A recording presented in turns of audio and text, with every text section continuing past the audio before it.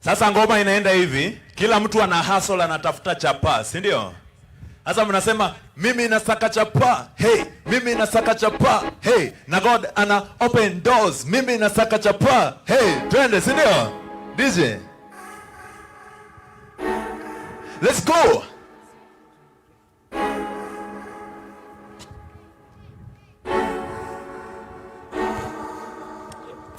Siko solo, ana lead me na polo. Yani life iko short, be a dreamer, but I think about tomorrow. Tuko true, siko solo, ana lead me na polo. Yani life iko short, be a dreamer, but I think about tomorrow. Mimi nasaka chapa, mimi nasaka chapa. Na God ana open doors, mimi nasaka chapa, mimi nasaka chapa, mimi nasaka chapa. Na God ana open doors, mimi nasaka chapa. Let's go, mimi nasaka chapa, mimi nasaka chapa. Na God ana open doors, mimi nasaka chapa. Nimekuwa nikilap tu, nimekuwa nikienda kila mahali. Let's go, let's go. Nimekuwa nikilap tu, nimekuwa nikienda kila mahali. Nimekuwa nikilap tu, mikaka stick to me bila salary. Na hata kasi na breakthrough, niliapa kwamba mimi sitasare. Volume. Ana mipango na mimi tumetoka mbali. 2010 celebration, 2014 celebration, 2019 graduation. Na sasa kwa mzako tuko kwenye radio. Who am I not to say thank you Lord for the power that you brought me? Who am I not to say thank you Lord for the talent you gave me?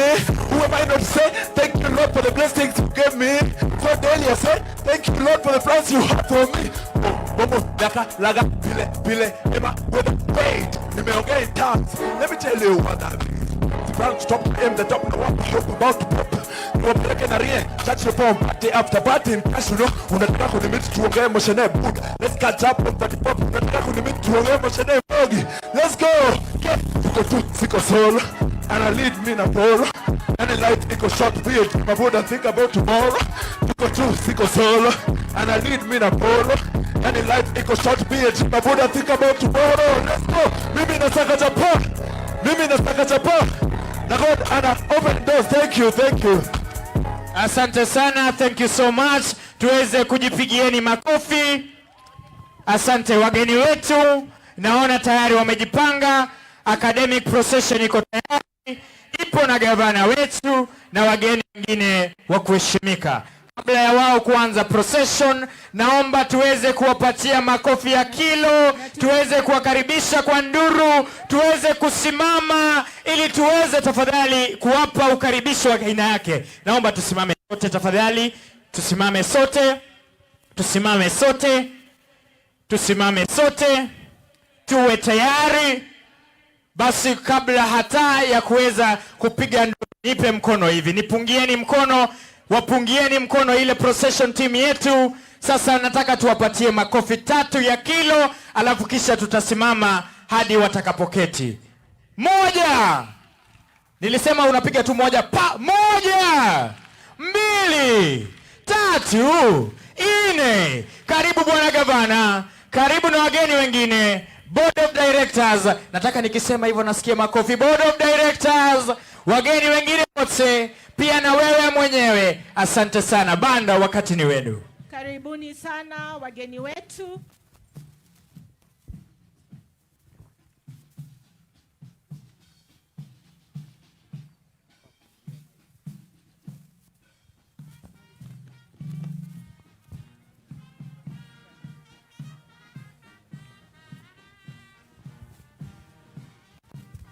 The academic procession is coming.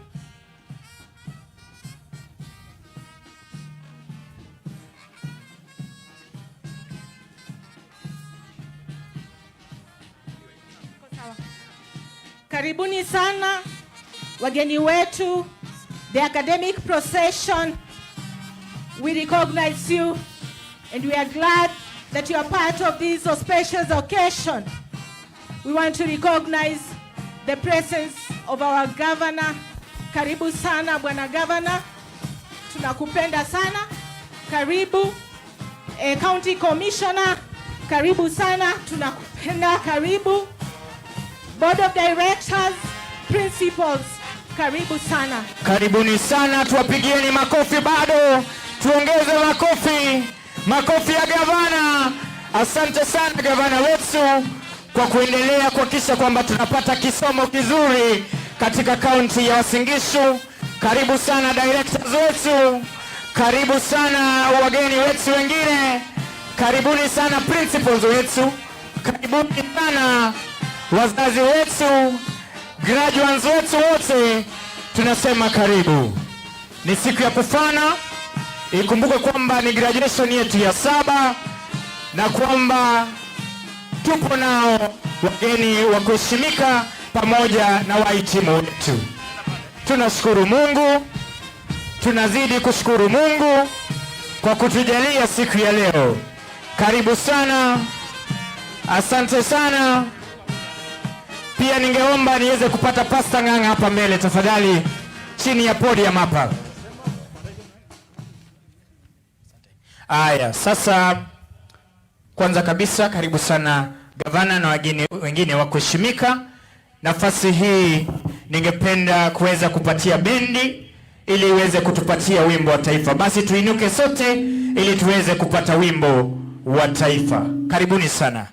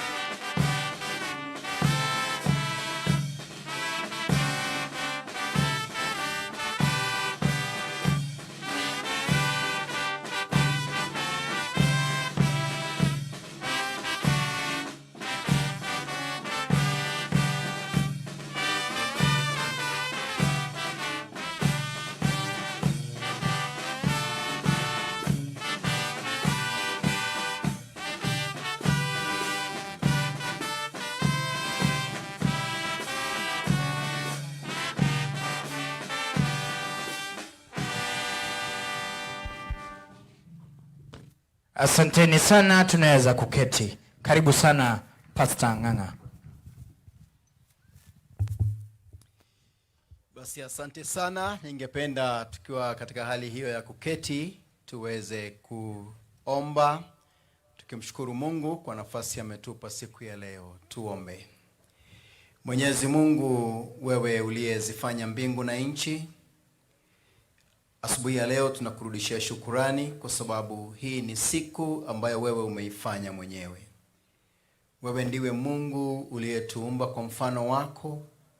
Wewe ndiwe Mungu uliyetupa nafasi ya kuishi na kutimiza makusudi yako kwa kizazi chetu, na tunakushukuru kwa sababu tumepata nafasi asubuhi ya leo kusherehekea bidii na juhudi ya wale ambao waliketi kwa wakati mmoja wakijifunza, na sasa leo ni siku yao ya kufuzu.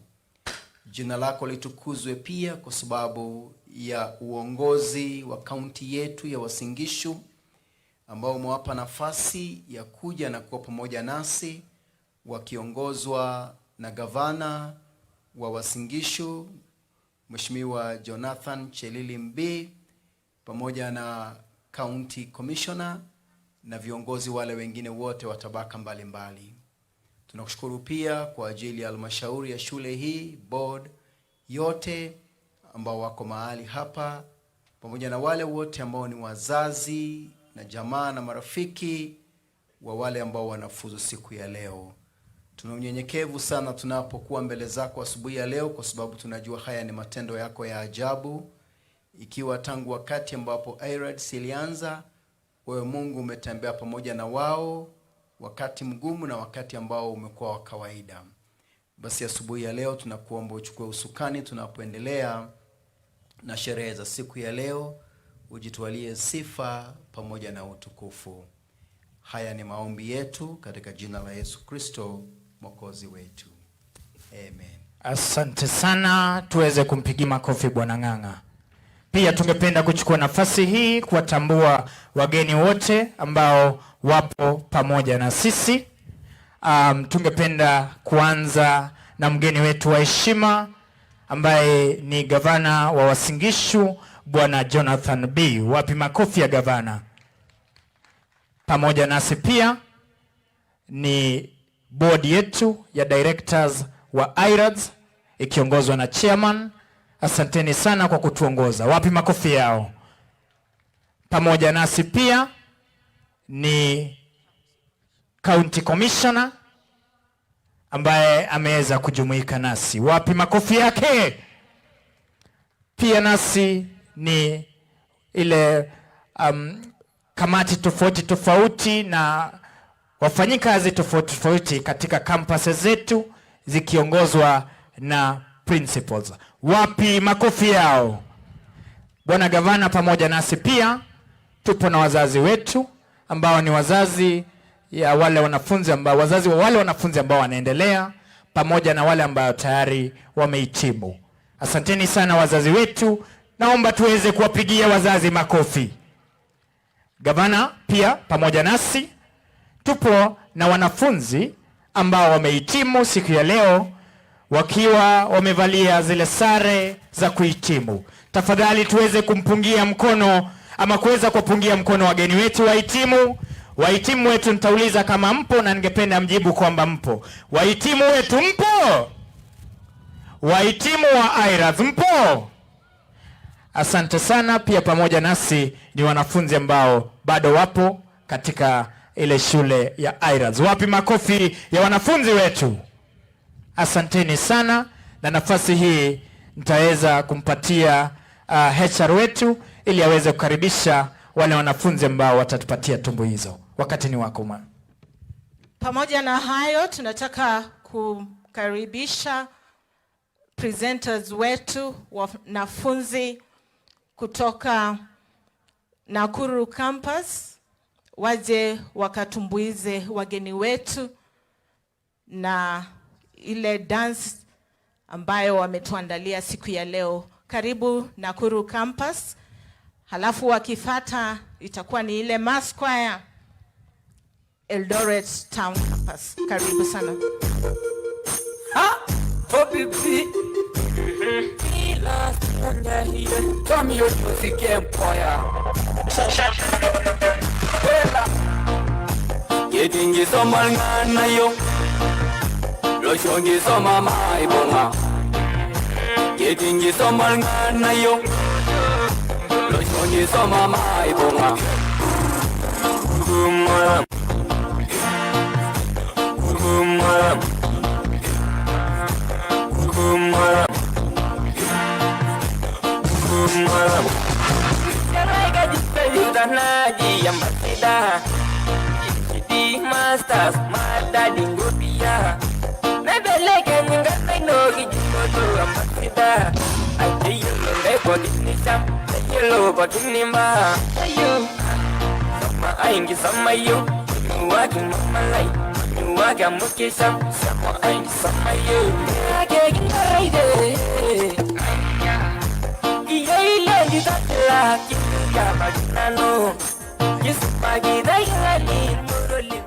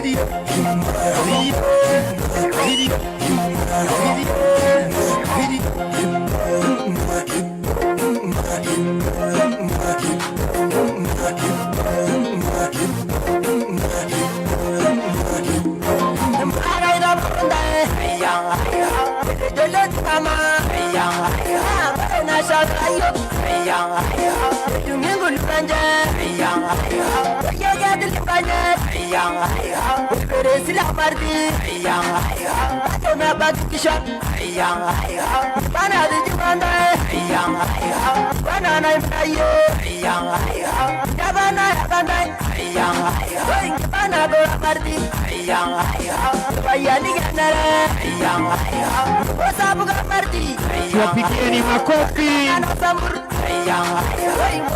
wakiwa wanaondoka, tuwapigieni makofi. Asanteni sana.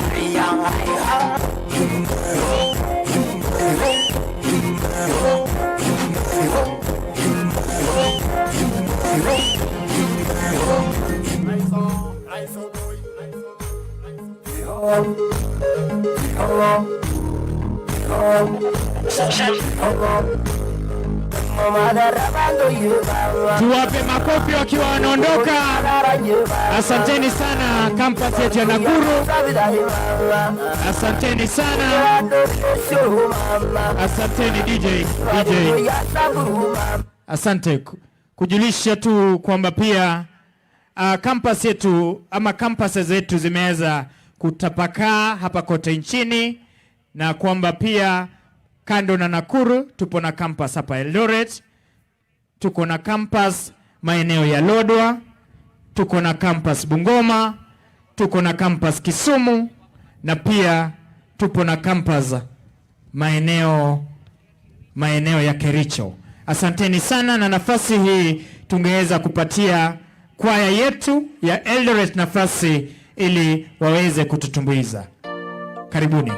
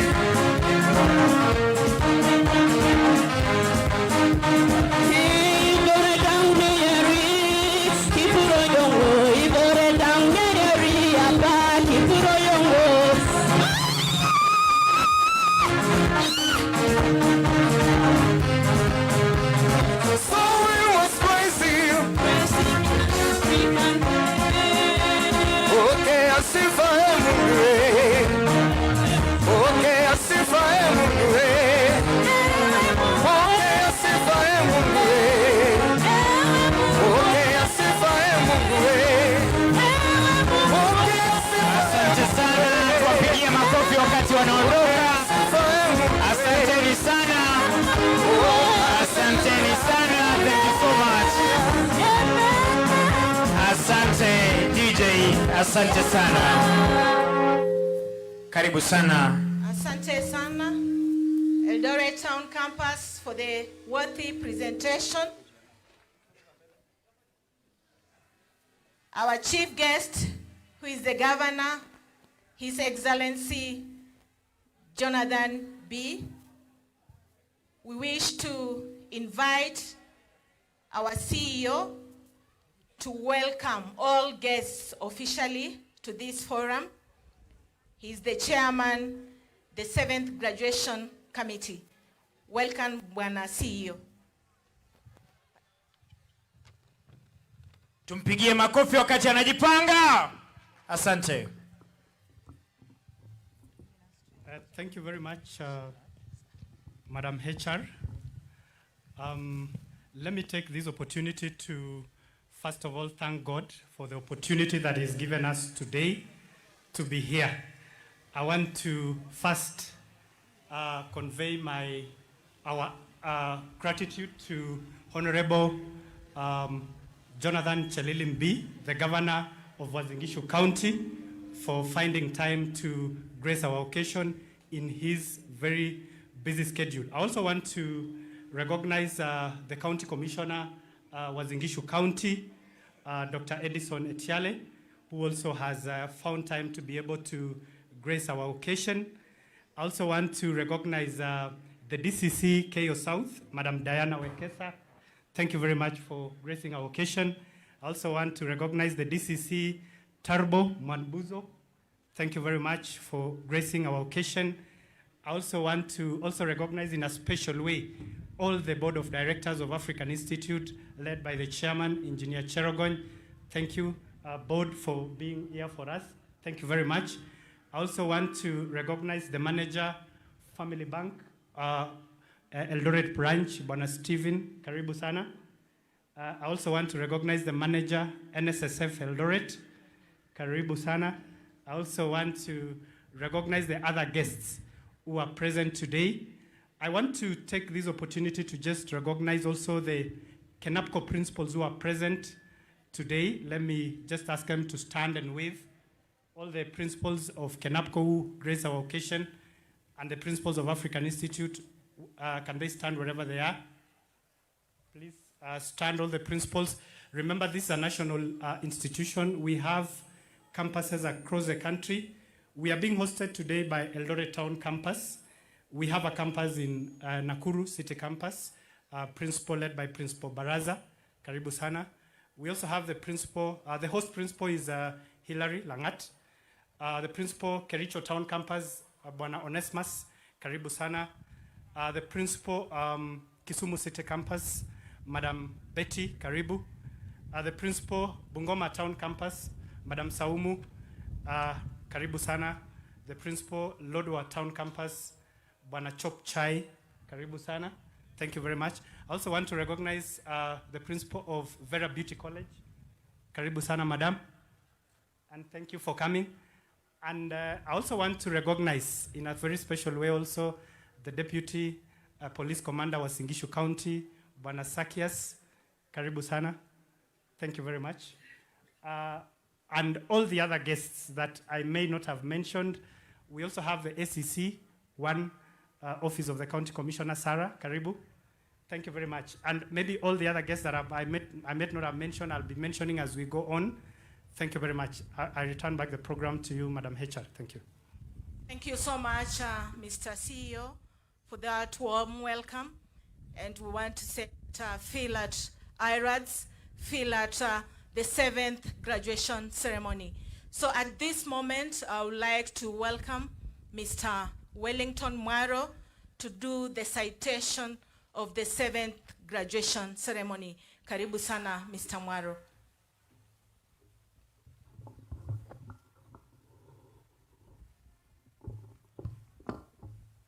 The chief guest of honor, His Excellency Jonathan P., the Governor of Uasin Gishu County, the Chairman, Board of Directors, the directors present, invited guests, members of this seventh congregation, all protocol observed, ladies and gentlemen, kindly allow me to read African Institute of Research and Development Studies Statute.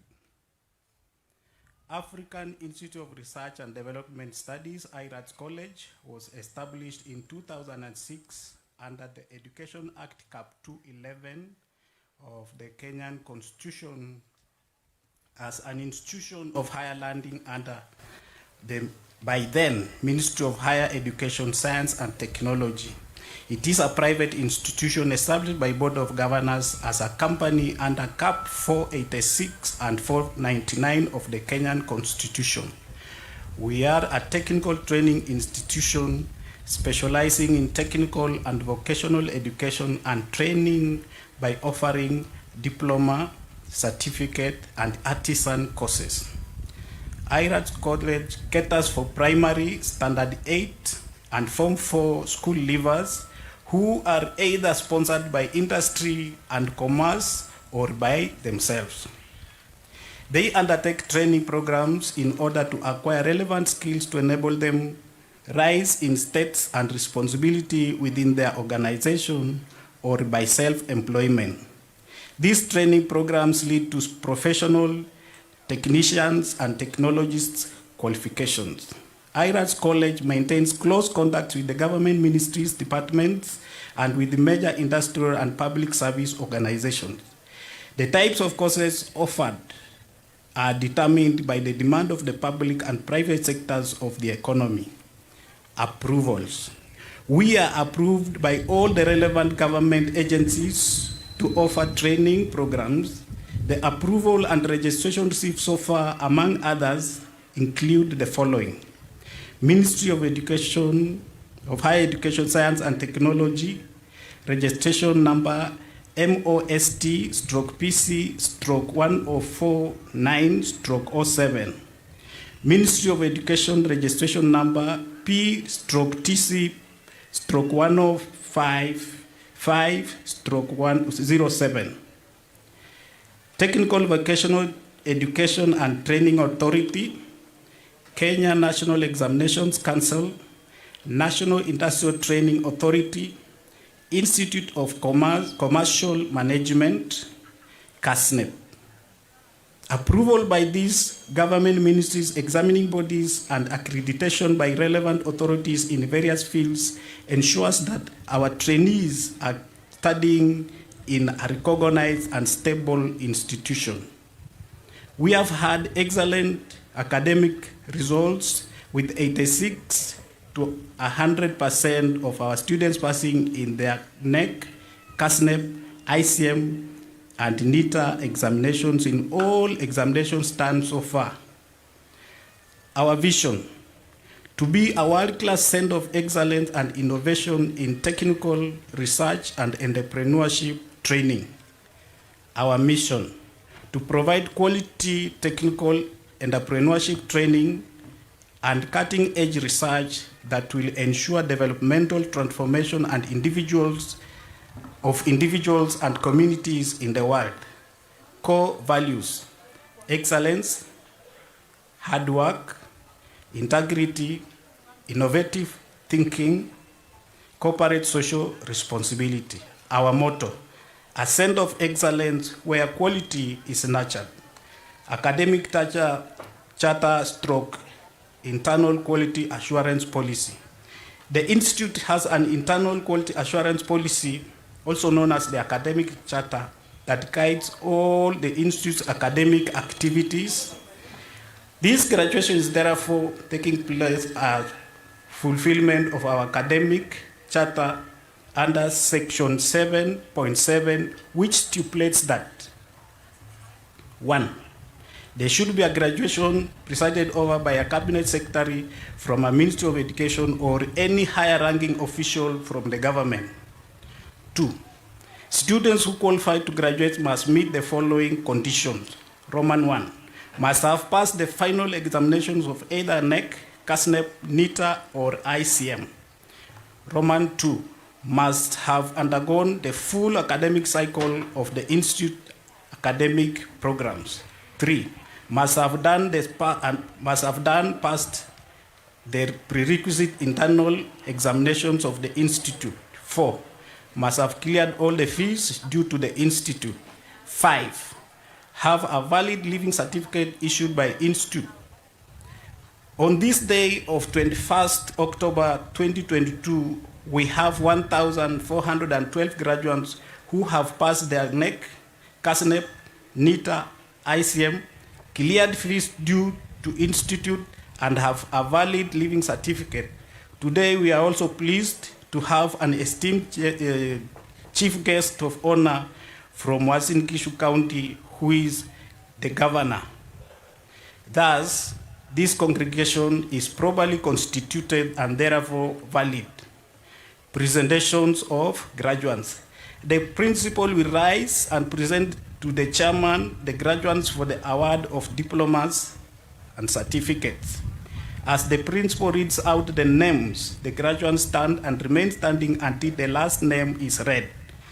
As graduates remain standing, the chairman board of directors will then award respective diplomas and certificate to the successful graduates in the institute. The candidate will then courtesy bow, sit, and wait for commissioning. The chief guest of honor will then commission all graduates awarded with diplomas and certificates. Lastly, may I take this golden opportunity to congratulate all the graduates. May God's favor always be with you. Welcome to African Institute of Research and Development Studies, AIRADS College, a center of excellence where quality is nurtured. God bless us all. Thank you, the chief guest.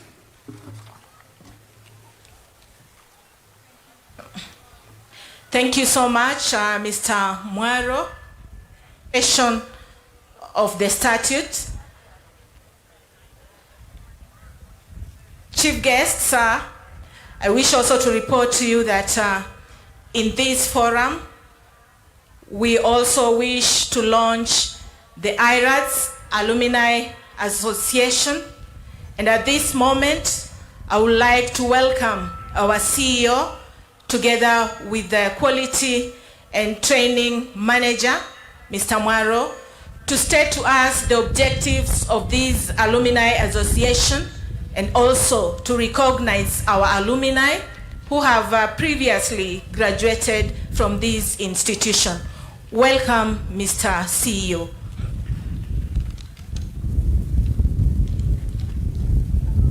So as we wait for the CEO to take up the mic, we'll also wish to call upon the alumni, the invited alumni, to come forward so that we can do the launching of the AIRADS Alumni Association. Karibu, Mr. CEO. Thank you very much. As the alumni step forward, I want to also recognize in our midst the chiefs and assistant chiefs that we trained. Karibuni sana. We trained assistant chiefs and chiefs of the entire county of Uasin Gishu County in a capacity building program by African Institute through our corporate social responsibility arm. And we want to welcome you, and we are proud that today you will also be graduating and you're making a difference in where you serve. I want to recognize the manager from Consolidated Bank, Karibu Sana. I also want to recognize the regional director, Alois from ICM, Karibu Sana. I also want to recognize, I had mentioned the Bwana Evans, the branch manager, NSSF Uasin Gishu. There's someone also from the pharmacy department from Nakuru. And then I had recognized Evelyn, the principal, Vera Beauty College. We also have with us the manager, Comfy Hotel, which is a 3-star hotel in town, where we also have a memorandum of understanding where our students in catering and accommodation and food and beverage production train. So we thank you for that memorandum. We also want to recognize the regional managers of Cooperative Bank, the regional relationship manager, Nancy and Kibiegon from Cooperative Bank. Thank you. At this point in time, therefore, I want to take this opportunity first to be very grateful for all the students who've studied from African Institute since the year 2006. Today we are doing the 7th graduation ceremony. That tells us that we've done 6 other graduation ceremonies.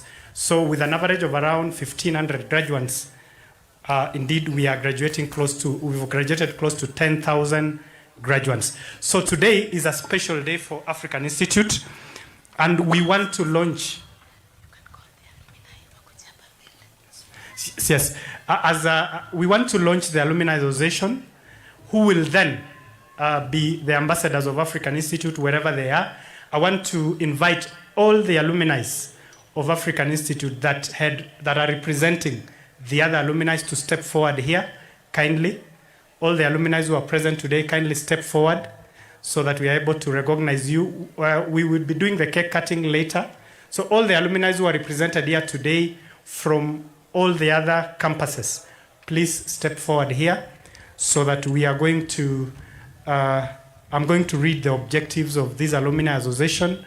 We are going to build a database that will help us to be able to network for all the alumni. So karibuni sana, harakisha tafadhali, all the alumni, please. These are just representatives of the alumni. We were not able to bring all of them here.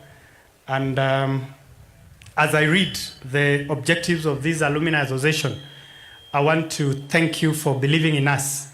We are a TVET institution, and indeed we are always live a dream of becoming a center of excellence where quality is nurtured. So thank you very much. Objective number 1 of the Alumni Association that we're going to be launching today is that we are going to use this association to be able to assess the career progression and coordinate all the events that pertains to the Alumni Association. That is objective number 1. Number 2, we're also going to use this Alumni Association today to build a networking opportunity for all the alumni student body in order to benefit them through maintenance and networking so that they're able to coordinate their annual events. Objective number 3 is that we are going to enhance our organization philosophy and motto of this institution through linkages and, of course, by always enhancing the philosophy of being a center of excellence where quality is nurtured.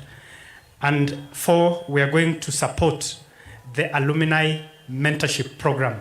Today in our midst, I'm sure that we have potential employers, and we wish that as they are here, we are going to be able to present these people so that they can be able to network with them, create social networks, and they can be able to help them be able to launch. So I'll then give one of the representatives of the alumni to be able to give a small speech on behalf of all the alumni, and then we are going to go home. Thank you. Maro, to welcome the alumni representative. Thank you. Guest of honor, sir. We are also proud to bring to your attention that this particular ceremony is being covered by an alumni to be photos. So you can see we are making a difference. So at this juncture, I want to welcome an alumni who will give his speech and will inform us the course he studied and where. Welcome. Thank you so much. The Chief Guest of Honor, sir, the Chairman Board of Directors, the Directors present, our members of staff, invited guests, members of this 7th graduation congregation, all protocols observed, ladies and gentlemen. Today is a great day not only to those who are graduating, but also to those of us who graduated several years back. I stand here as a proud alumni of AIRADS College and as a person who is making a difference in the community. As we launch our AIRADS Alumni Association, we make a bold step towards networking, collaboration, and linkage with the so many of our former classmates, course mates, and friends whom we shared several moments at our respective campuses. As we are all aware, AIRADS College gets its strength from the diversity of the culture of the students who come from various parts of our country and beyond. There are several benefits of having an engaged alumni community. Alumni engagement leads to lifelong alumni relationships. Alumni, being the current students, choose the right career stream, internship, placements, and donations, or can even fund scholarships. Building and maintaining relationship with alumni is crucial to the growth of any institutions. As higher education, today is faced with limited budgets and staff resources. Eager graduates can often be an unstepped resource. Alumni can help with global admissions and recruitment efforts, careers and professional development, local and state advocacy, or lobbying, and through their generous philanthropic support. They also provide counsel and valuable feedback on an institution's directions, curriculum, career readings, and reputations. To be successful, the association will need to trust the institution's commitment to their evolved needs and this mutually beneficial relationship. To the graduates, do not hesitate to join the association, and I wish to congratulate you for these great achievements in your educational path. Let us make our association as vibrant as possible. Thank you so much for this opportunity, and God bless AIRADS College, a center of excellence where quality is nurtured. Thank you so much.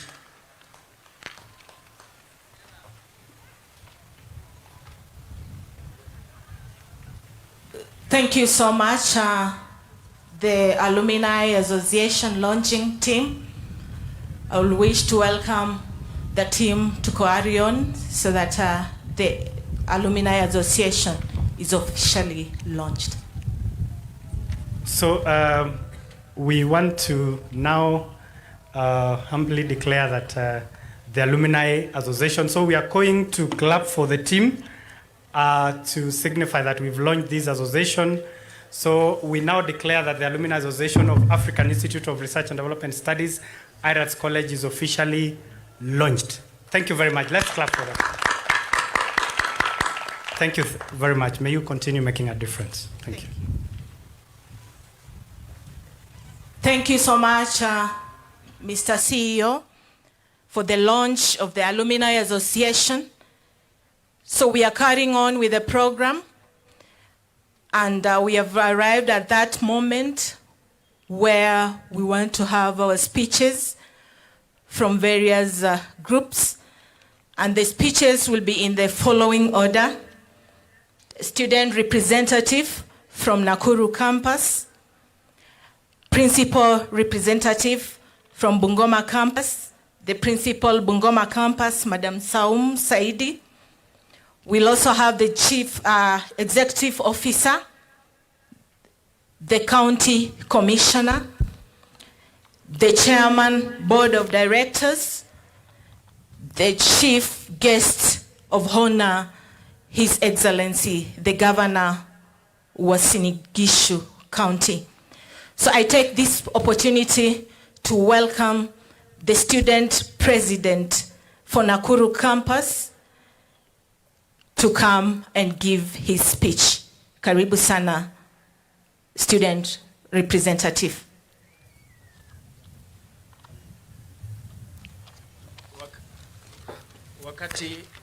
Wakati anajipanga kuchukua nafasi yake, we are also reminded that this particular event is being streamed online on our Facebook page, that is AIRADS College. Unaweza ukaingia pale na ukaweza pia kufuatilia ili kwamba wakati ujao, when we release different announcements through our pages, you may get them. So also you can follow our pages, that is AIRADS College. Asante sana, karibu. Chief Case, the Chairman, the Board of Directors, the Directors present, invited guests, members of this 7th graduation congregation, all protocol observed, ladies and gentlemen. I take this great honor and privilege to first thank Almighty God for the gift of life and the present in this great occasion. With utmost respect, I would like also to fully thank all those who have made this 7th graduation ceremony successful. To our graduates, success consists of going from failure to failure without loss of enthusiasm. It's falling 9 times and getting up at 10th time. It measured not so much by the position that one has reached in life, but obstacle which he or she has overcome. Success without honor is an unseasoned dish. It will satisfy your hunger, but it won't taste good. Life outcome, it always tested after experience. Congratulations in advance, brothers and sisters, for the excellent work. We are proud of your effort. May the sky be your limit. As I wind up, I would like to challenge my fellow continuing students that knowledge without education is like a gold ring in a pig's snout. Education is a fair ground that always equalizes rich, the middle, and the poor. No failure in the current world unless except enjoying negative part of life. Now the ball is on your side. Finally, I want to leave you with a quote of the day, that the journey of prosperity should come in 3 things. First one, come from past to present. Come from negative to positive. Come from others to self. May the Almighty God bless you all. May Lord bless African Institute. And God bless our country, Kenya. Thank you very much. Ya, tumpigie makofi Bwana David Romano anapoondoka kwenye jukwaa. Student Representative, President Nakuru City Campus. At this moment, I wish to welcome the Principal Bungoma Campus for her golden speech. Karibu sana, Madam.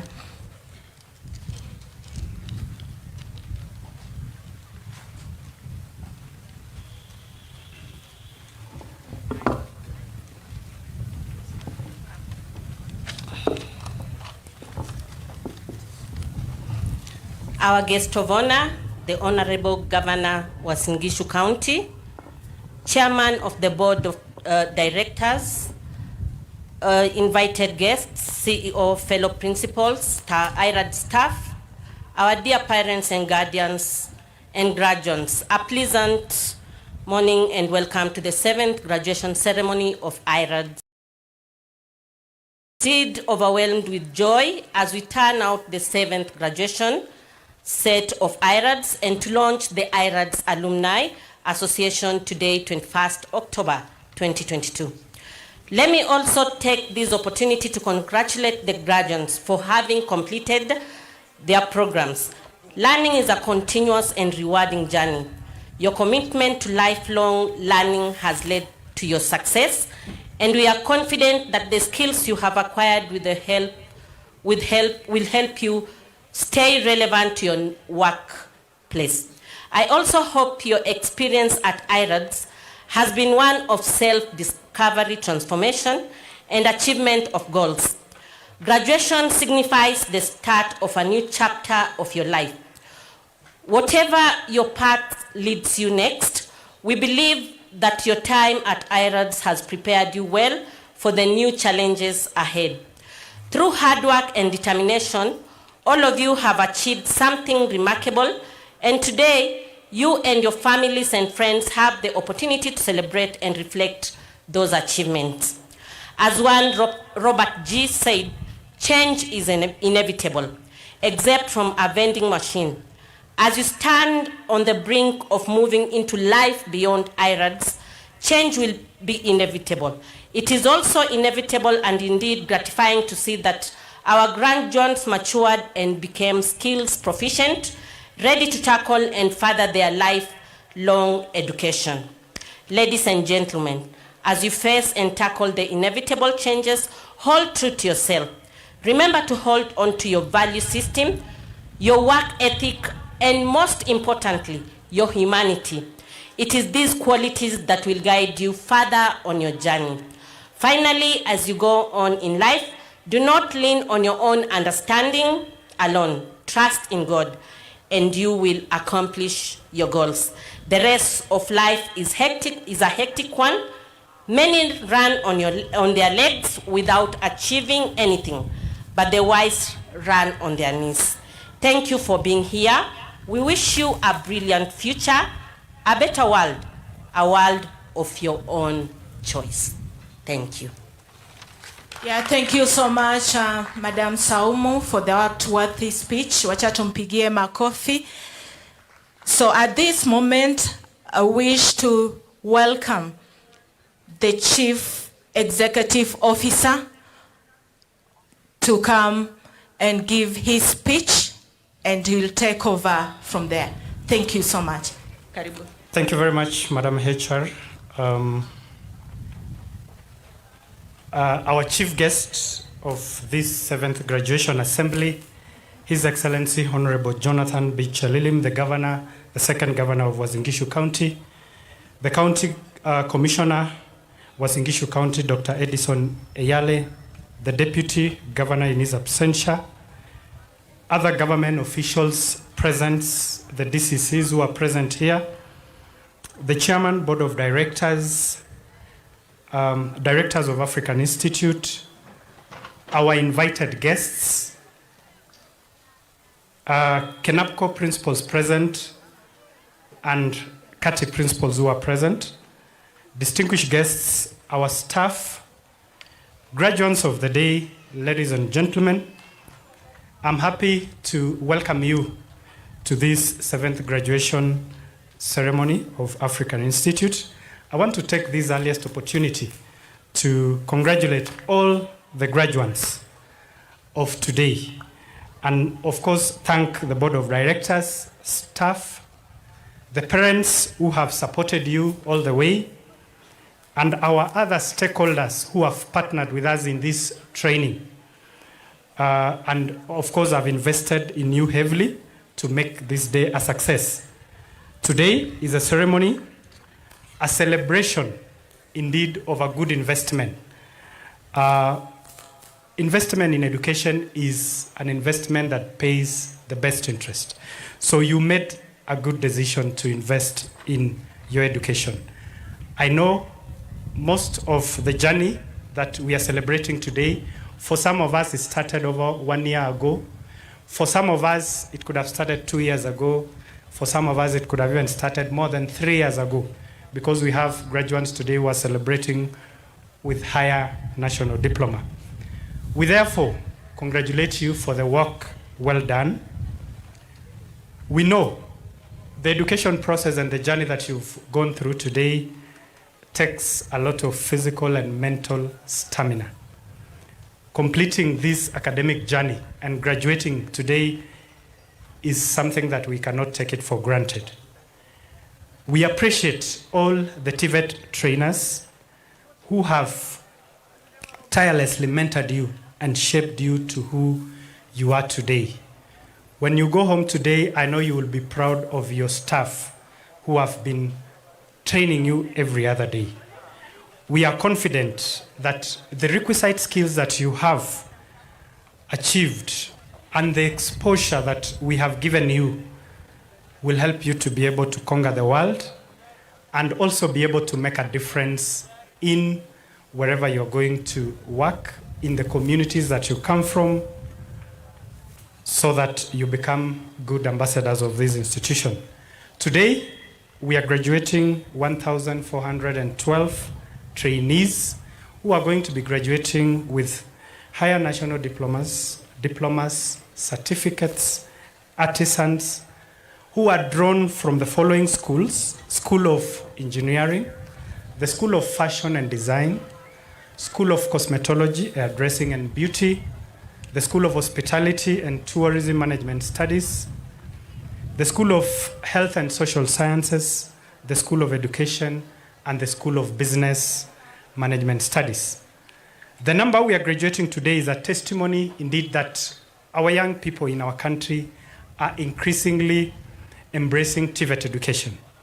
TVET education indeed is a clear pathway of achieving our national development goals and addressing the challenges of unemployment, owing to its huge potential for job creation, not only in our country, Kenya, but also the world over.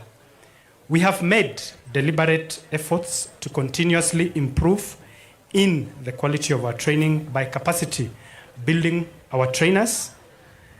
We have also invested in infrastructure. Our college takes a lot of focus not only in training the hard skills, but also the soft skills that are fundamental in service delivery in our places of work.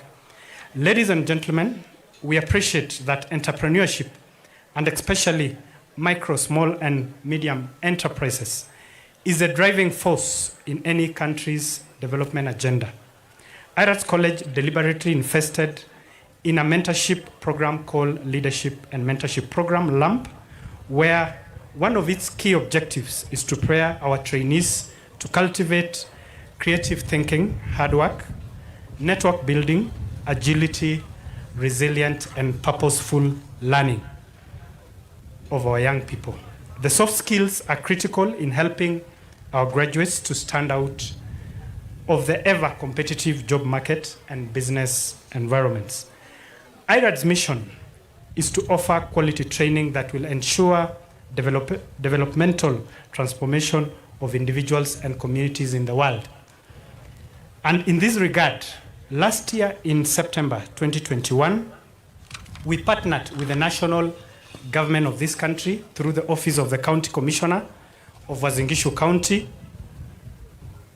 in a capacity building program for all the assistant chiefs and the chiefs of the entire county. That is, we were able to successfully train all the 142 chiefs and assistant chiefs from 6 sub-counties of Uasin Gishu County, that is from Moiben, Kapseret, Keses, Tarbo, Ainapkoi, and Soi. We therefore congratulate the national government administration officers represented here today for attending the training. We believe that the skills and the knowledge that you attained in public relations and conflict resolution management has gone in a long way in transforming your leadership and administration for the betterment of our communities. Indeed, our county has remained cohesive and peaceful through your tireless efforts. We are happy today to report that some of the officers that we trained have been promoted from the position of assistant chiefs to chiefs, and from the position of chiefs to assistant county commissioners, an achievement that we at African Institute of Research and Development Studies are proud to be part of. We extend our gratitude, therefore, to the Board of Directors of AIRADS College for investing in this important corporate social responsibility by providing the funds needed and facilitating the training personnel involved.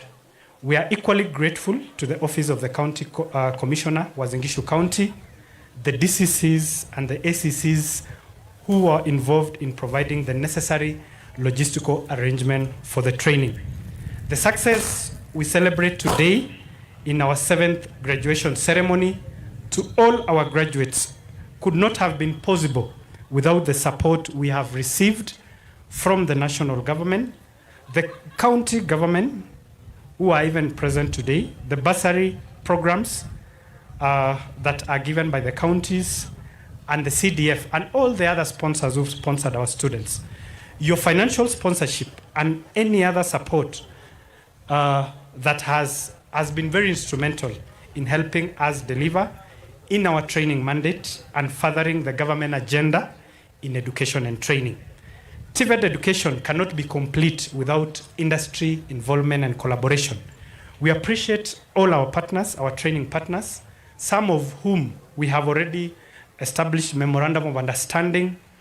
Some of them represented here today, of course, is the Eldoret District Hospital, Real Hospital, Comfy Inn Hotel, Kenit, just to mention a few who are resident here in Eldoret, to all our partners who always offer industrial attachment and internship opportunities to our graduates today. We are grateful that you chose to co-train with us by imparting the necessary market-driven skills to our graduates. We therefore implore on you to continue with that noble good work. We are therefore excited that we are launching the AIRADS Alumni Association today. To all our alumni, we are grateful for believing in us. Today's launch presents an exciting reunion, an opportunity to build strong social networks as we ready ourselves to create a complete alumni database. We endeavor to involve you in all our college activities. We thank God for his protection in this significant occasion as we come together to celebrate this great achievement of our graduates. The sleepless nights and the hard work that you invested when you were training will not go in vain. As we say, of course, an investment in education always pays the best interest, and of course is an equalizer of all of us, irrespective of our status. To all our graduates, I urge you to make use of the skills you have acquired to make this world a better place and for your self-reliance and development. I wish you well in all your endeavors. To our chief guests, we thank you for making time out of your very busy schedule to be able to grace our occasion. May God richly bless you. Thank you all, and God bless you all. Thank you. Yeah, so thank you so much, Mr. CEO, for that worthy speech to this particular occasion. And at this moment, I will hand over the program to you to invite the other guests to give their speeches. But worth noting is that before our chief guest speaks to this congregation, we'll have two presentations from Turkana, Lodwar campus, and Eldoret, the Sakata group. Thank you so much. Carry on, CEO. Thank you very much. It is now my humble pleasure and duty to humbly welcome the Chairman Board of Directors to give his speech and take over from there. Welcome, Chair.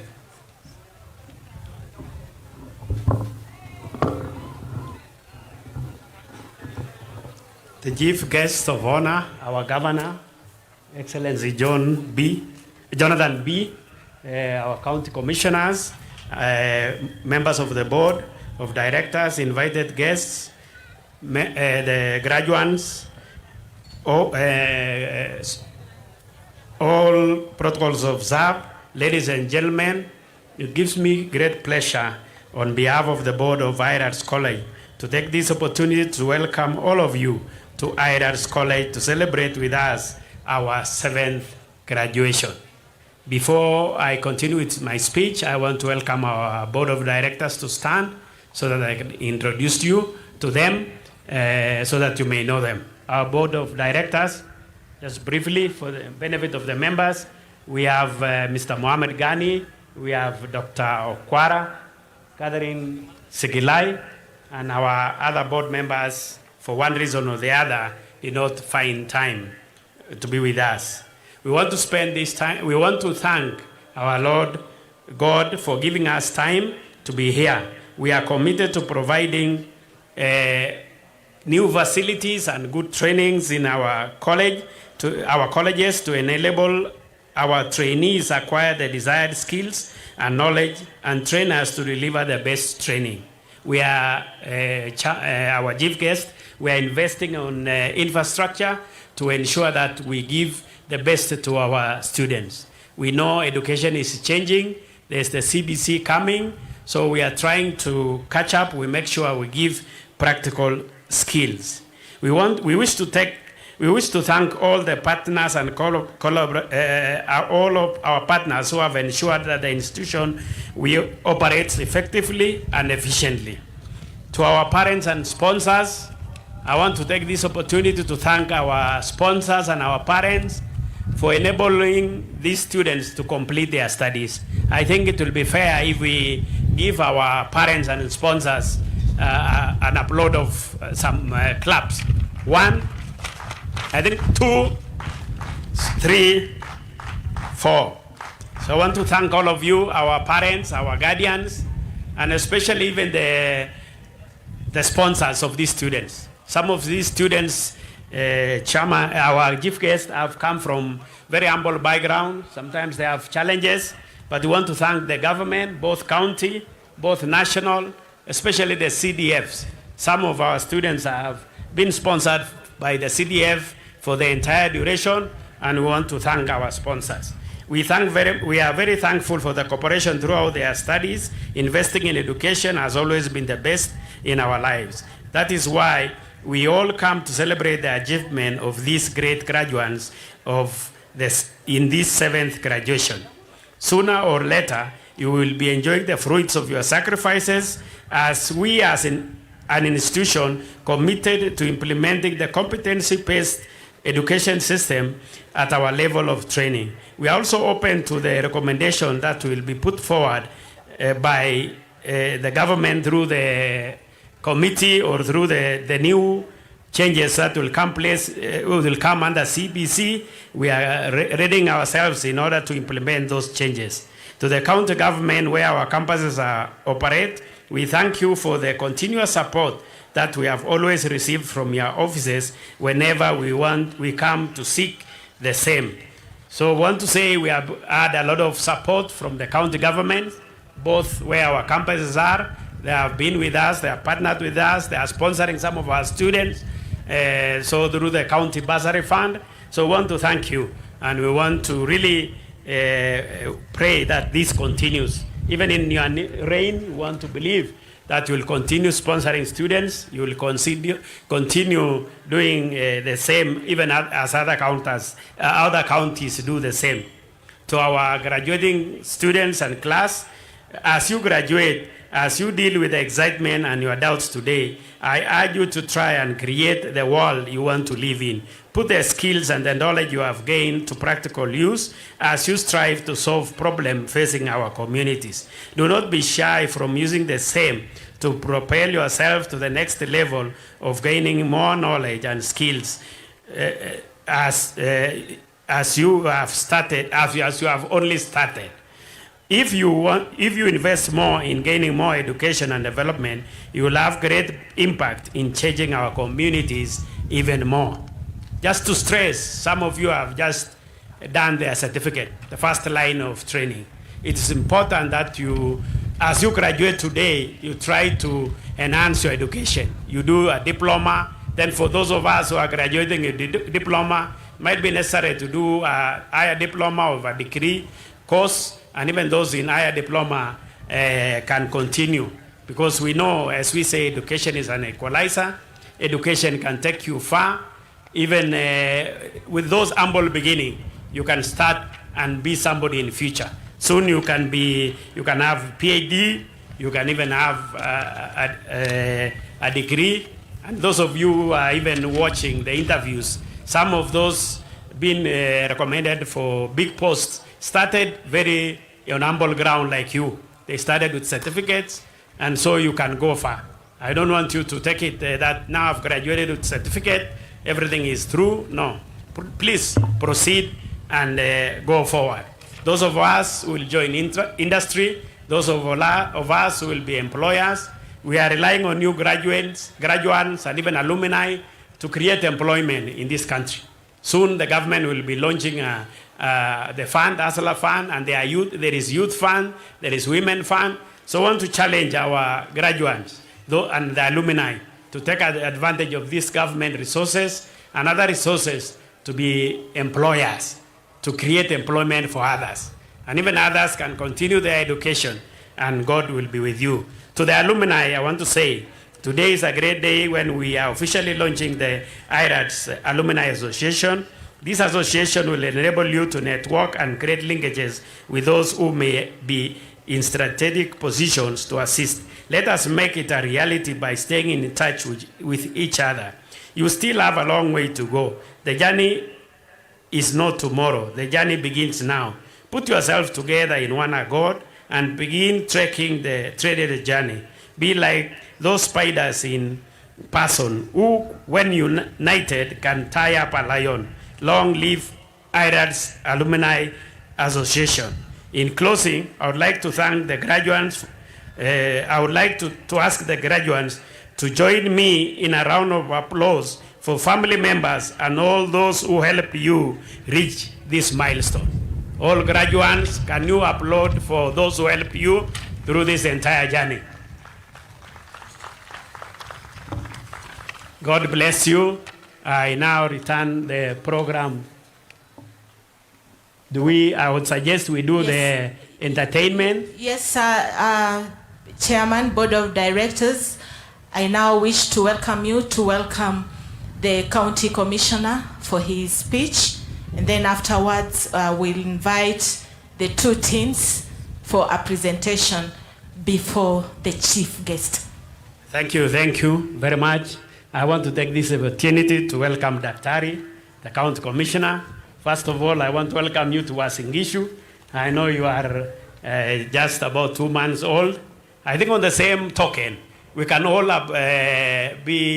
clap for our governor, because this is the first time we are meeting him, and we can tell him congratulations for being elected. You know, to be elected is not easy. When you have so many people and you are elected, I think he deserves our clap. All of us, can we applaud our governor? Tumpigieni gavana makofi. Asante. And then we also welcome our county commissioner, Karibu Uasin Gishu. Hii ni watu wako, ongea nao. Asante.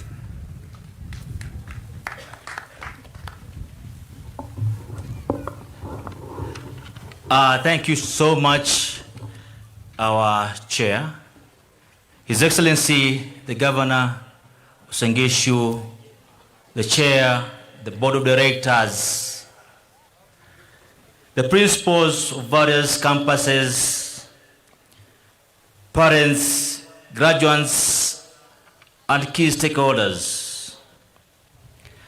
I'm cognizant of the participation and the attendance of graduates and parents from the 6 campuses to this main campus of Eldoret.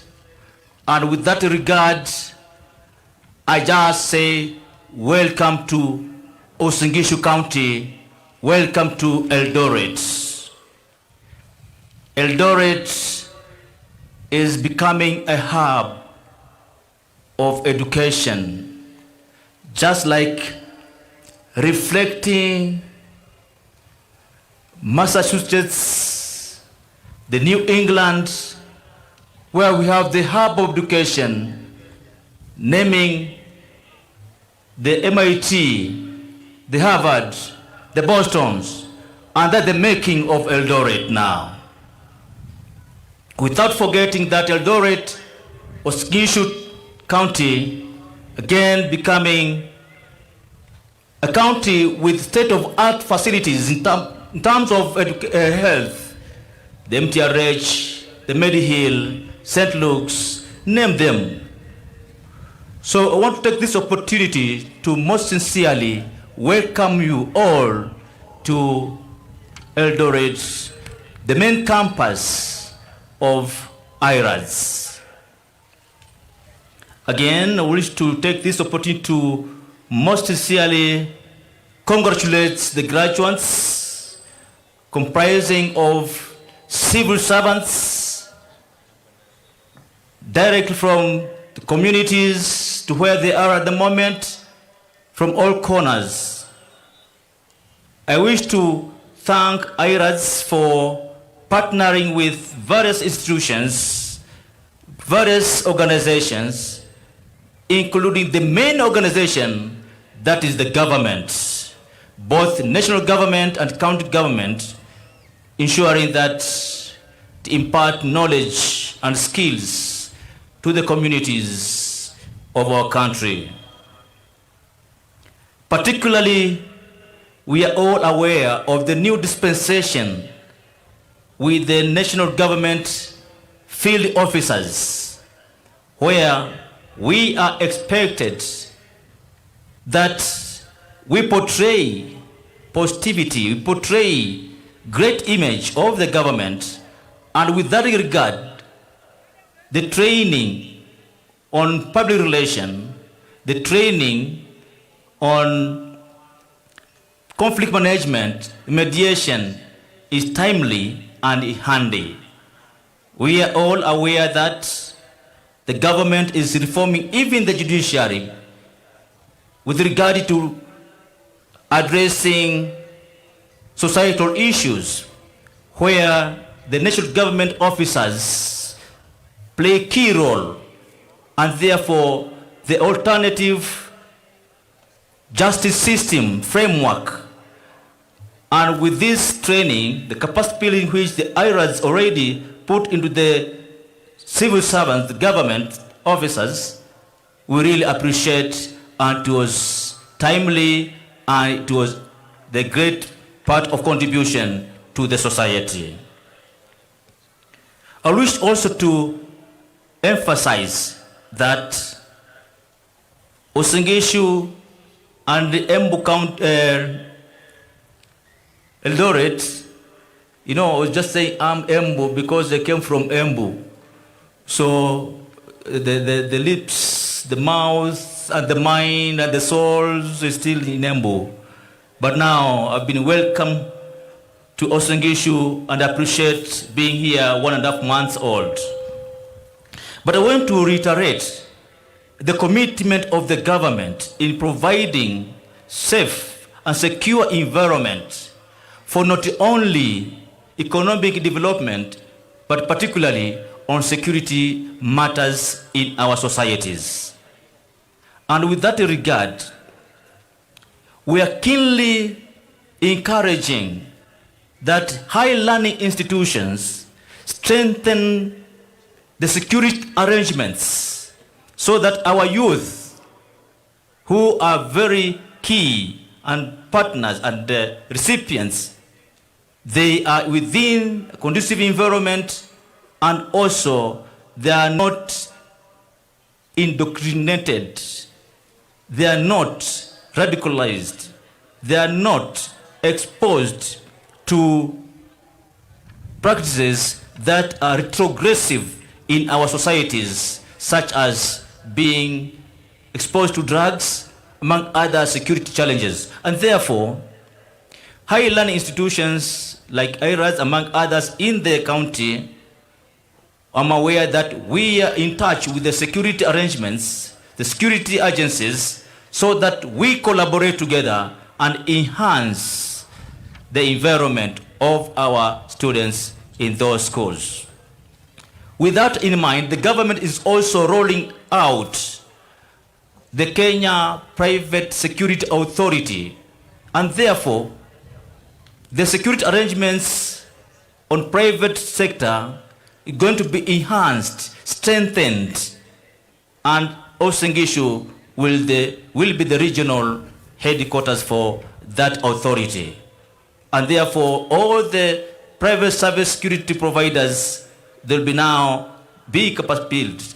And I believe, IRAD, you have a component, or if you do not have a component on security matters, kindly consider that in your programs, because that's where we are heading to now. Security is an enabler in the realization of our Kenya's blueprint, Vision 2030, and therefore we play a key role on that. And any institution that provides programs or security matters, among other components, we looking forward to partner and move forward together.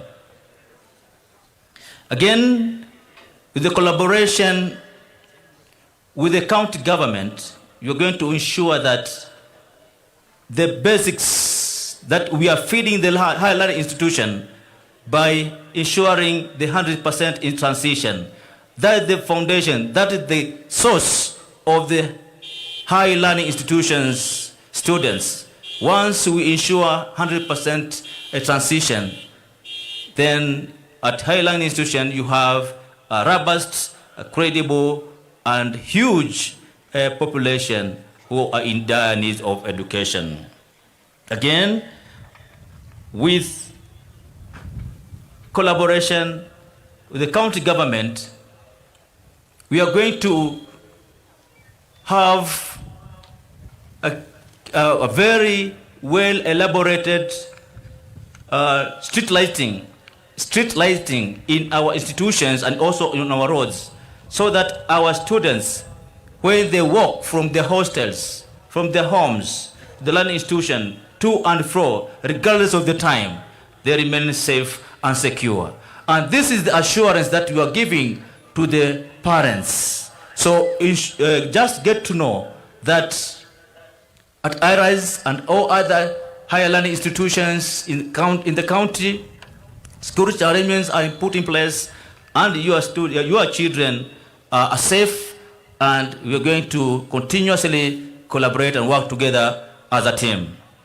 To the graduates, again, congratulations. I wish to request you that welcome to the society, come with an open mind and chat and pursue your vision, your dream. Our chairman has just started here that, yes, you can just start to the high national diploma, jump over to your master's, jump over to your PhD, and you can go to the far you can. So don't look down upon yourself that I started very far, very small, from TVET education. That's the government which has purposed to ensure that all our children have knowledge and skills to better their lives and also that of the society. Without much ado, I wish to thank AIRADS, I want to thank the organizers of this event, and I wish to welcome all from all other campuses to feel at home, to feel at Eldoret and Osungishu and enjoy your stay. Thank you so much, our chief guest, His Excellency the Governor, for your assurance that you attach a lot of your efforts on education, and you are an educationist, and we appreciate that. And all those who are in higher learning institutions with some challenges, through the available sponsorship programs, you're going to ensure that they complete their schooling. Thank you, be blessed, and I love you all. Thank you. Thank you so much. Asante sana, County Commissioner. Chief Guest Sam, by virtue of having campuses all across Kenya, we also enjoy a lot of diversity when it comes to our cultures. And as our CEO said, we have a campus in Lodwar. And so at this particular moment, we would like to welcome a team from Lodwar to just present a Turkana dance. So tuweze kuwapigia makofi Lodwar wanapotutumbuiza kwa dance moja ya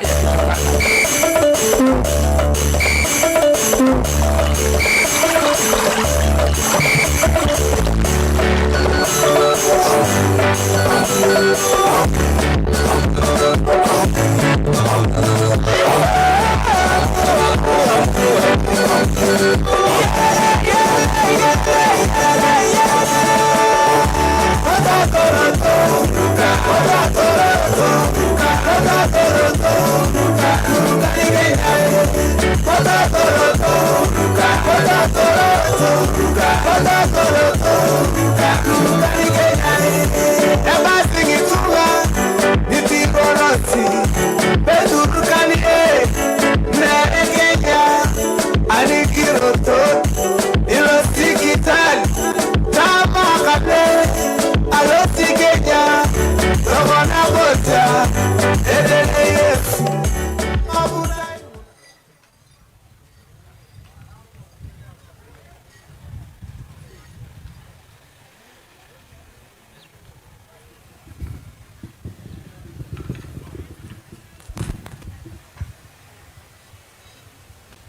guest of honor, sir, distinguished guests, ladies and gentlemen, before you is AIRADS Lodwar Town Campus, ready to perform a Turkana folk dance. Entitled, Napehang. Yes, Napehang, meaning my dear friend. This song was normally sung by young women and men during their festive festival. Relax and enjoy.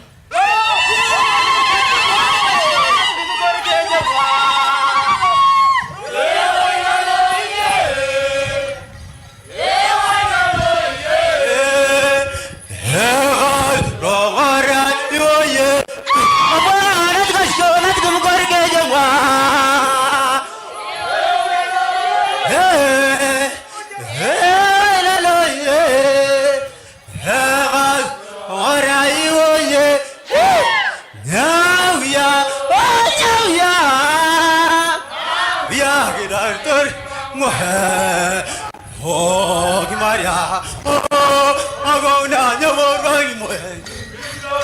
Get a little on your lap. You go down, you won't run away. Get a little on your oh, I go down, you won't run away.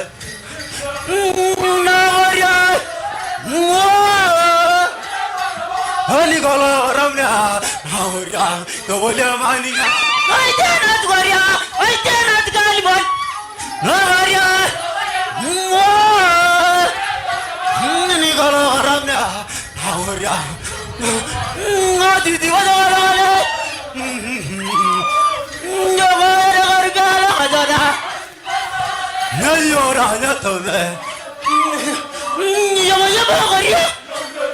Haya, labda nitakaribisha wageni wetu heshimiwa. Kama mnaweza labda kuungana nao kidogo. Karibuni sana. Mweze pia kujiunga nao kidogo. Karibuni sana.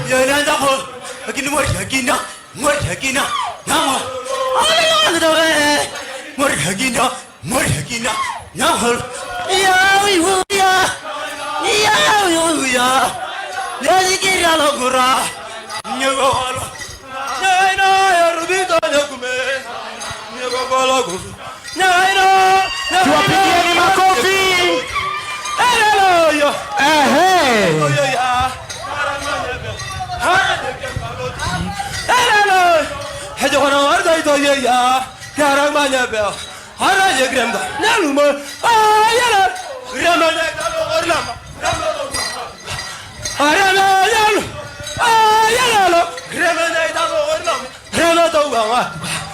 Asanteni sana, asante, tuwapigieni makofi na asanteni pia wageni wetu heshimiwa kwa kuweza kuungana nao katika hiyo densi ya Kiturkana. Labda mmoja wao hapa atatueleza hivi vyombo ambavyo amevibeba ni vyombo vya aina gani, ni vya kufanya kazi gani na kwamba huwa vinatumika wakati upi. Asanteni sana, nazidi kushukuru sana wageni wetu kwa kuweza kujiunga nao. Naona gavana kidogo ana hema.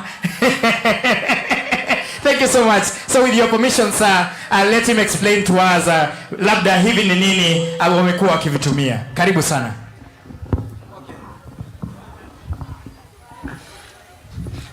Yes. Narudia tena.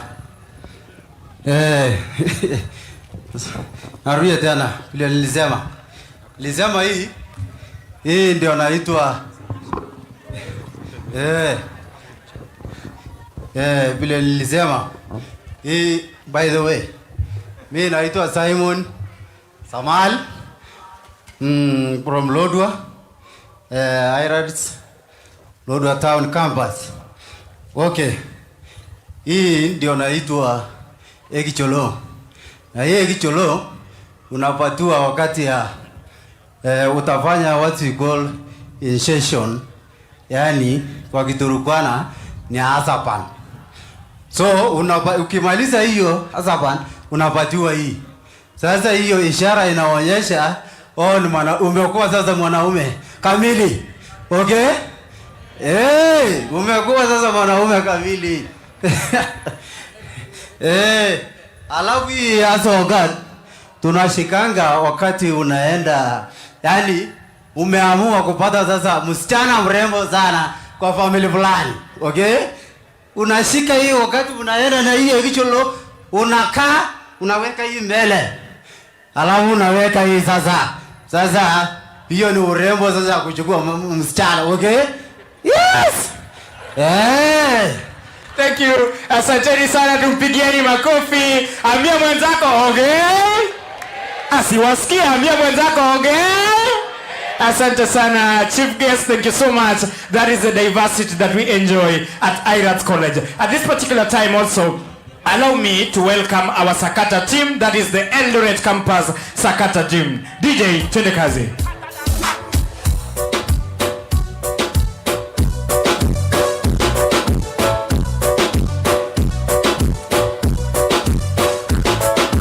These are our modern dancers. Asanteni sana, team Eldoret, are you ready?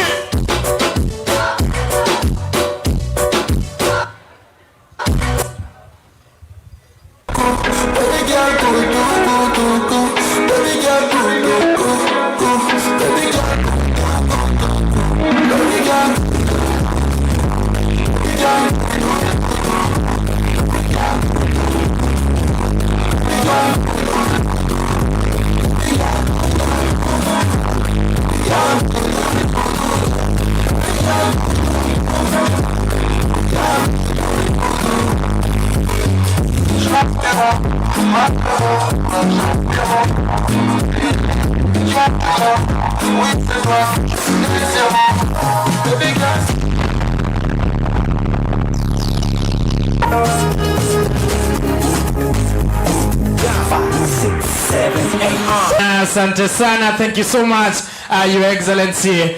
These are our modern dancers ambao ni wa hapa Eldoret, kumaanisha wakati wowote hata tunaweza tukawaleta pia pale county wanatutumbuiza kidogo. Situwapigieni makofi jamani. Na wakati huu kabla ya kumkaribisha board chairman ili kumkaribisha gavana, ningependa sisi sote tujipange ili kumkaribisha gavana. Weka mkono mmoja wa kulia juu, weka wa kulia juu, mkono wa kushoto uwe chini, na nikisema moja, ningependa nisikie makofi mazito. Moja!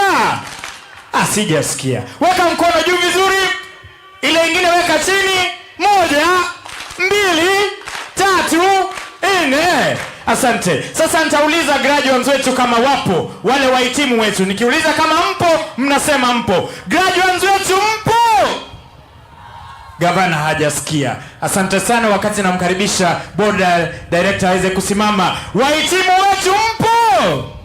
Karibu sana. Karibu sana sir. I think I want to take this opportunity to niseme kwamba tunaweza simama ili tumkaribishe chief guest. Najua tumeketi sana, tunaweza ku MC hata tuongoza kwa ile kupiga makofi, and then as we welcome the governor. Your Excellency Governor, may you welcome to come and address your people after our clapping. Sema tunapiga na okay, weka mkono yako juu hivi, weka mkono yako juu, mkono yako juu, mkono yako. Nataka mkono wa kulia uwe juu. Alafu ile nyingine uiweke chini vizuri kabisa. Weka ile nyingine juu. Sasa weka maua, washa moto, washa moto, washa moto. Moja.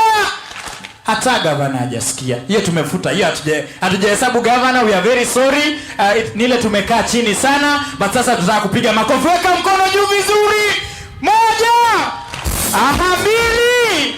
Tatu, nne. DJ twende kazi, wave hivi kidogo, wave kidogo, wave kidogo, wave kidogo. Karibu sana bwana gavana. Thank you so much. Thank you, thank you. Thank you DJ. Asante, asante. Tunaweza tunaweza kuketi. Asanteni, ketini.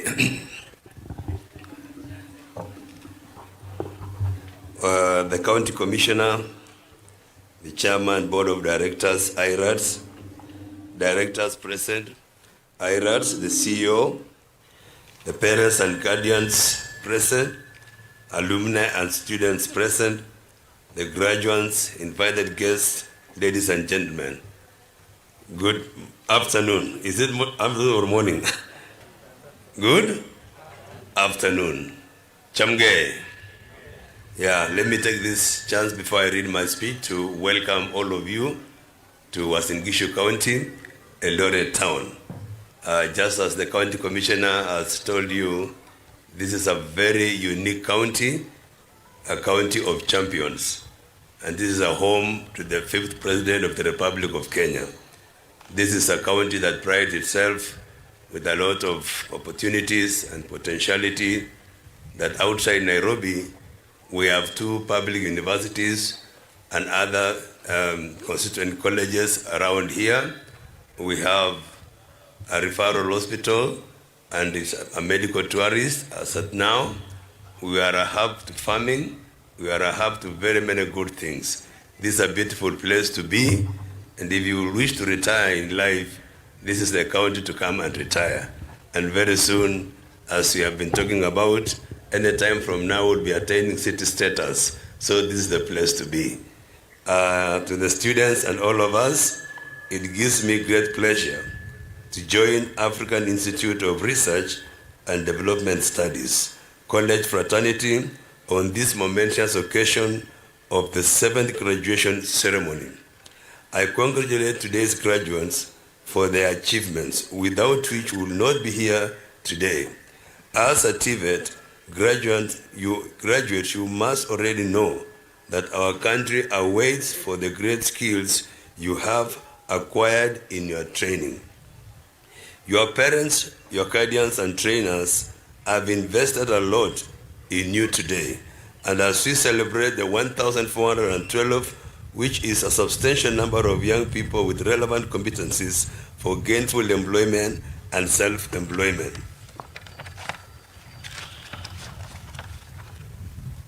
Your training in TVET gives a lot of hope to all of us, owing to its huge transformational potential. Indeed, sustainable development goals will be achieved largely through concerted efforts that include effective deployment of TVET as an enabler that fuels economic growth.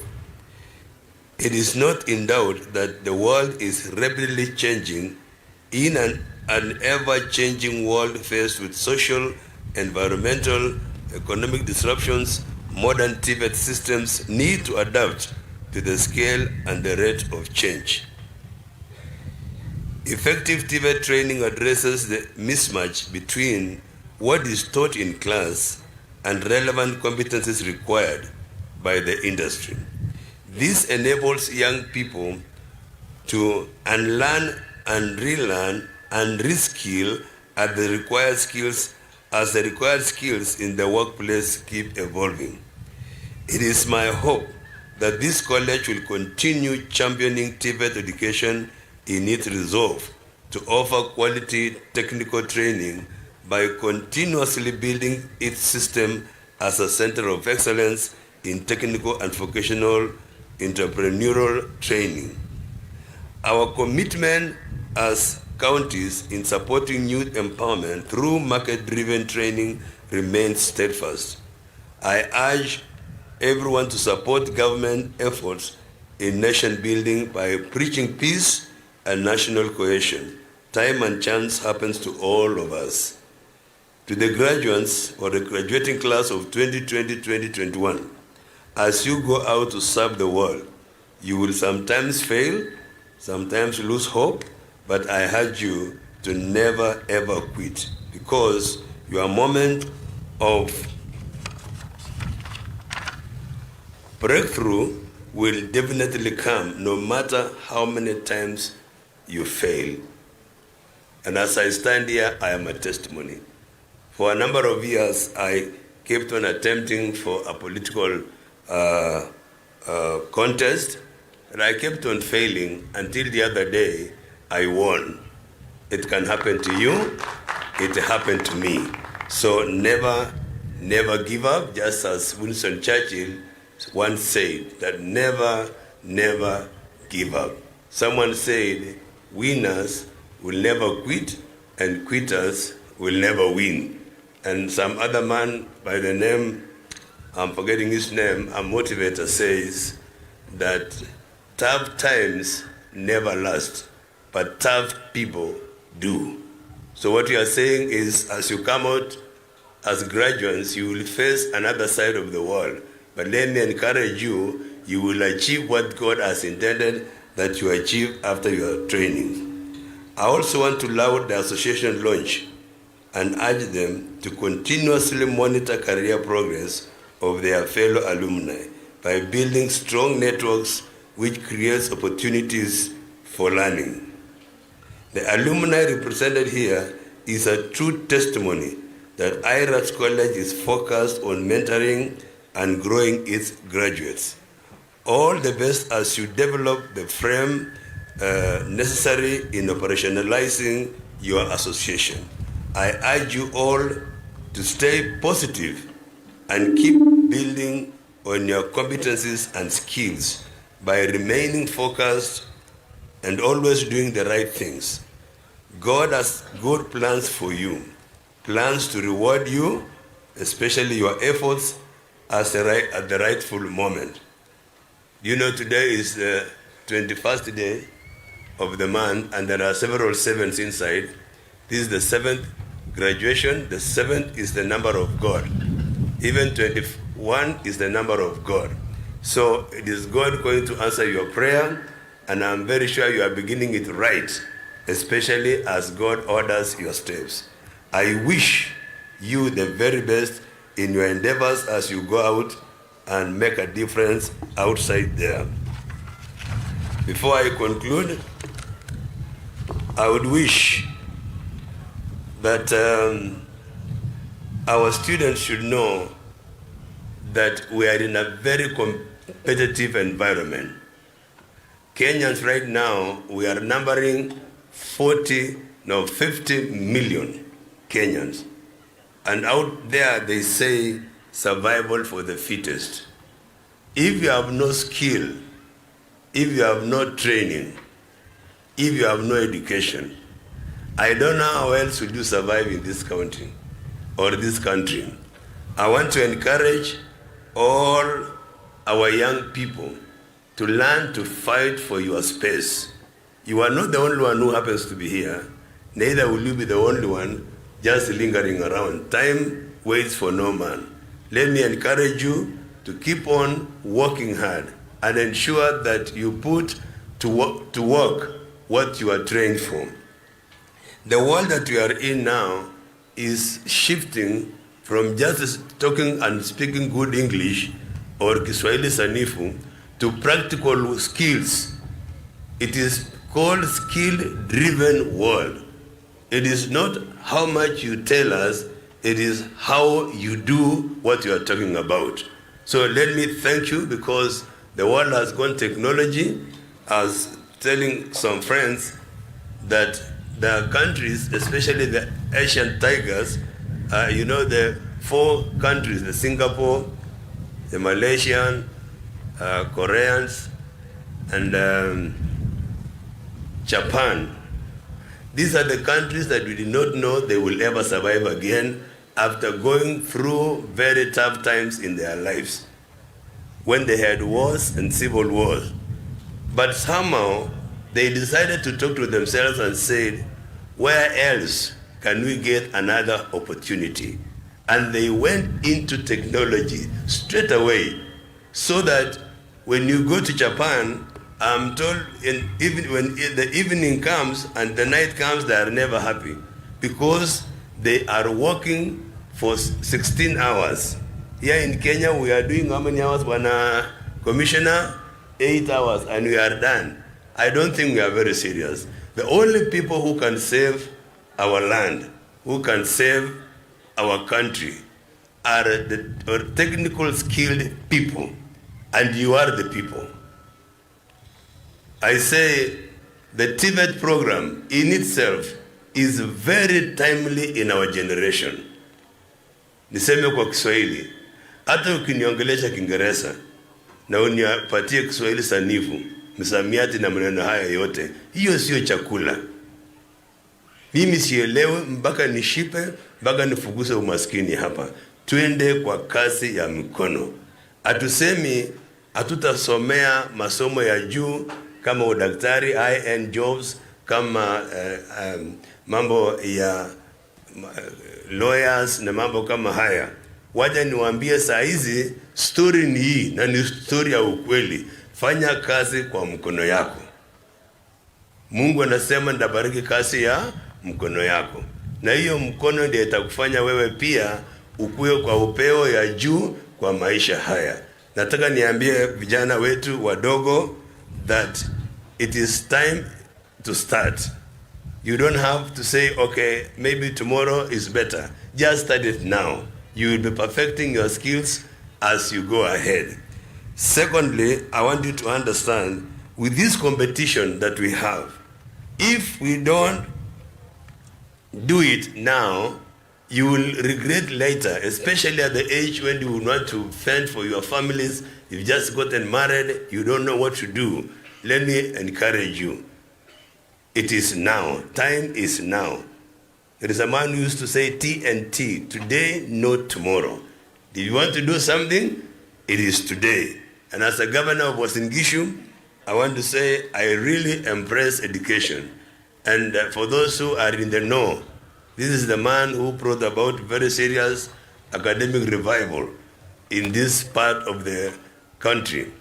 And you want to ensure that just as other countries are doing, especially the first world, what they discovered was they needed very serious human resource, and they trained their people.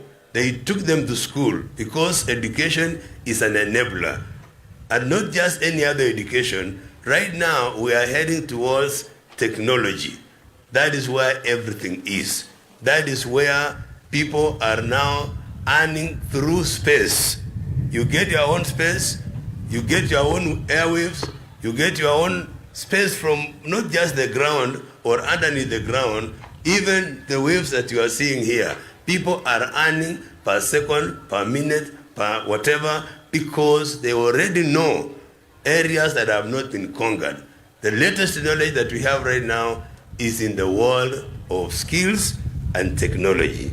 And I want to encourage our young people that this is your time. Focus on addressing the skill gaps that we've ever had, and at the same time, in my Nguso Kumi, I embrace that these pillars, one at a time, will solve specific problems that we have in our county. I want to laud the chiefs and the assistant chiefs who decided to go back to class.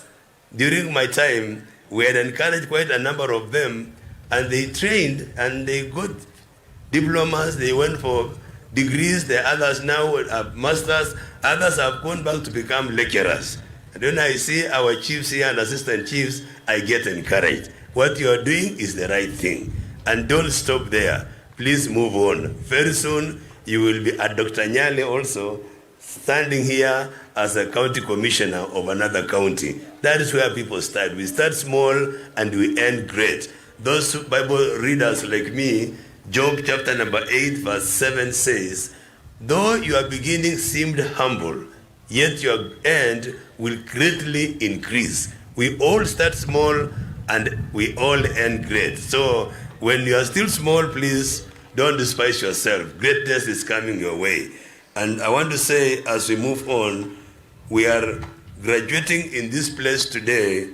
This is the home of President William Ruto, and we are making progress even in his policy that he will provide Hustler Fund. Young people, as you move out of this place, and if seemingly you come from the same geography, please put yourself into circles, into cooperatives, so that you will attract this funding.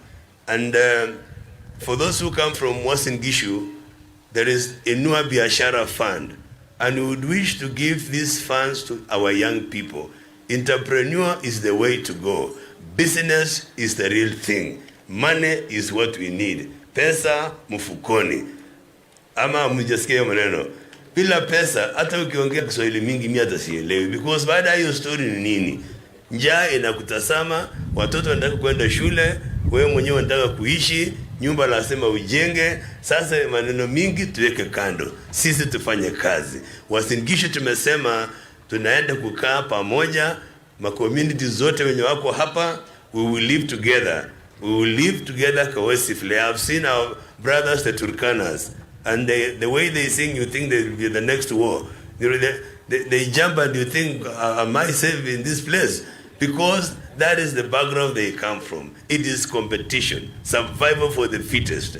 And I think when we are united with the different cultures here, diversified cultural backgrounds, we are making a good Kenya.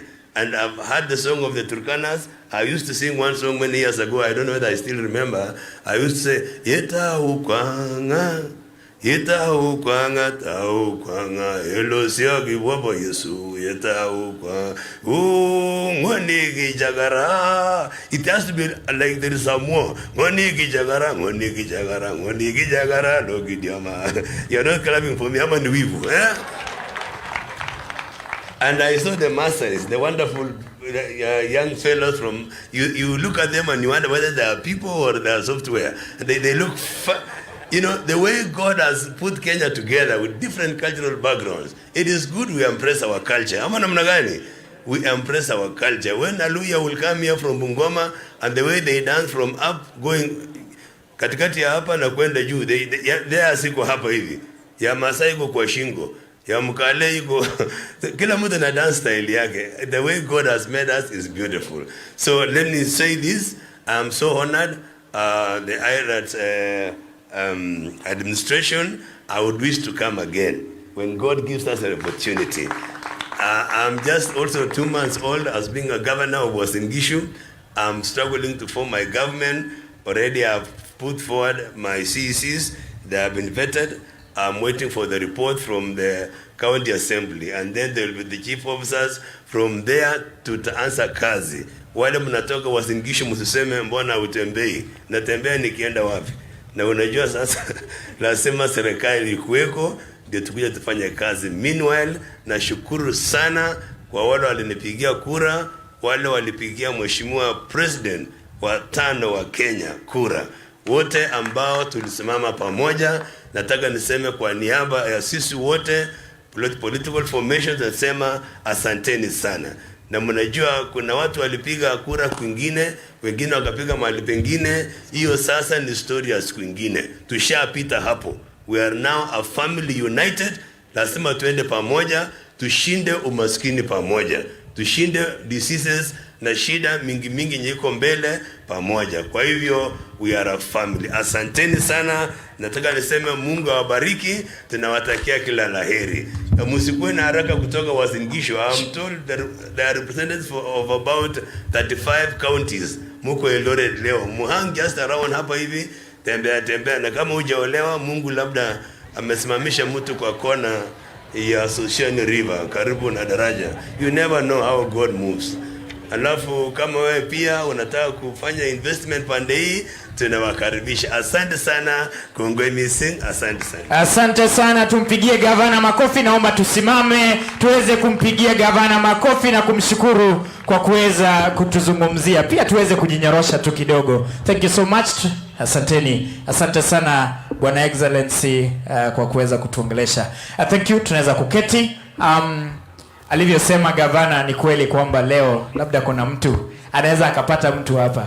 So tukazane kidogo wale watu ambao tujapata mtu. Thank you so much Madam HR nakurudisha. Thank you so much. We want to really appreciate for the wisdom of our governor. Ametupa mawaidha sambamba na natumai tutayaweka maanani hata tunaporejea makwetu. Now we have come to the right time that we were waiting for.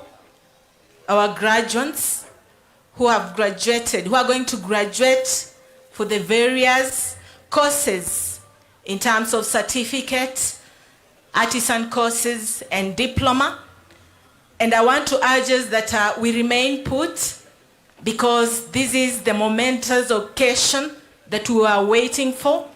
We want to hear our names being called, and it will be in order if we remain seated, because this is the moment, this is the time we were waiting for. So at this moment, I will want to welcome our Chief Executive Officer, Mr. Nicholas Koech, to come and give us the order of presentation of our graduates. We want to recognize that our chiefs, assistant chiefs, the graduates of African Institute of Research and Development Studies, this afternoon, they are going to be awarded artisan certificates, diploma, and higher diplomas. And the program is now going on with the Chief Executive Officer direction. Karibu sana, Mr. Koech. Thank you very much, my colleague, Madam HR. Thank you very much, our chief guests, for the wonderful speech. Indeed, you have inspired young people today to dream on and be able to do what appertains what they have been trained for. So this is the moment. This is the time we've been waiting for. We are going to present our graduates to all of us and the chief guest. And because the chiefs and assistant chiefs, of course, are our seniors, I would want to request the chief guest to present the certificates to the county commissioner, and we'll call the seniors to come forward kindly so that we'll have representatives to be given one or maybe just for recognition, and then you'll be given the certificates later. So I would then request Madam Sarah to give us the certificates for the chiefs. Or Madam Catherine, are the certificates ready?